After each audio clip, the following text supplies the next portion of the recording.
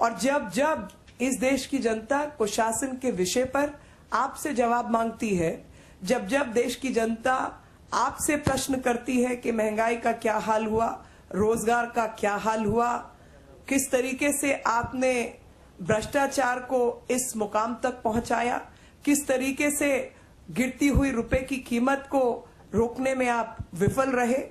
और तमाम संस्थानों का आपने संवैधानिक संस्थाओं का और संस्थानों का हनन किया, देश के जो संपदा है उसको विदेशों के हाथ बेच दिया और लगातार इस देश को, जिसको गरीब देश कहा जाता है, तो मुझे कभी कभी बहुत हंसी आती है कि भाई हमारे देश को गरीब किसने बनाया?